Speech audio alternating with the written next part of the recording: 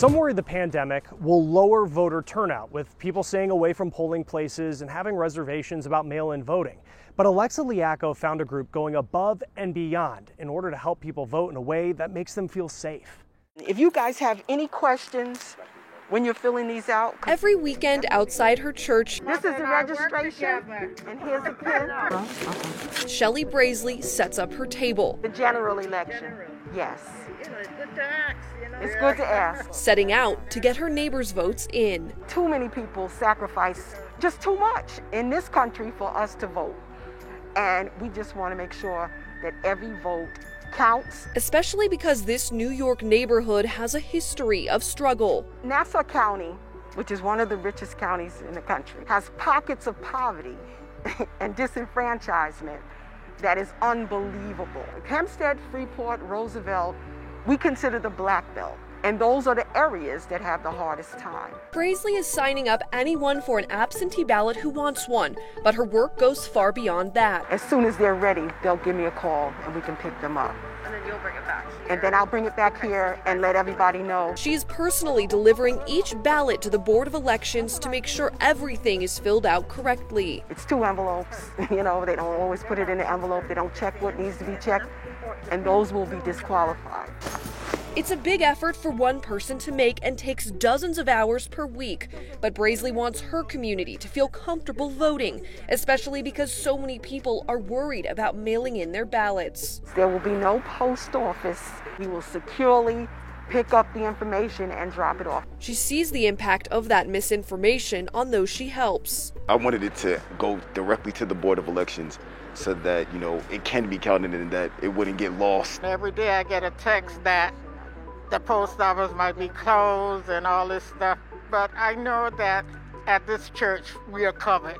Because this church is invested in much more than worship. The church really has always been involved in the real life drama and struggle of our community. Giving help and hope when it's needed most, whether that's in the pews or at the polls. This community knows they can trust the voice and the message that comes from this pulpit platform. Brazeley is even putting together kits to help other churches set up similar resources. The black church is powerful, but a lot of times they don't realize how powerful that they are. And if this could be replicated, we would be a very strong voice in elections. For Brazeley, making all the trips to and from the Board of Elections is just the start of her fight. This is the beginning of a movement. A movement for representation, for trust, of birthing all of those things and building the total community. For The Race, I'm Alexa Liacco. In 2021, legislators will use census data to redraw political district boundaries. It's an important process that only happens every 10 years. Redistricting is done in part to make sure all districts have equal populations. The results determine which voters vote for which representatives, and typically state legislatures draw congressional district lines and city and county governments draw their own district lines. But there is a push to keep the politicians out of it to make the process more fair. Maya Rodriguez takes a look at the role that artificial intelligence could play. One of the most contentious battles in politics isn't just the current battle for the White House. It's also the upcoming fight over redistricting. The basic idea underlying that system is that we should form a constituency with people who live near us. New congressional district maps are created based on census population numbers every 10 years. But those maps can end up getting distorted to favor one political party over another in a process known as gerrymandering. I think gerrymandering is of concern to most voters because it seems to violate the foundational principle of our representative system. Some of the unusual congressional maps can look downright, animal. There's Maryland's Democratic 3rd District, which looks like a snake. And there's Northern Ohio's Republican 4th District, known as the Duck.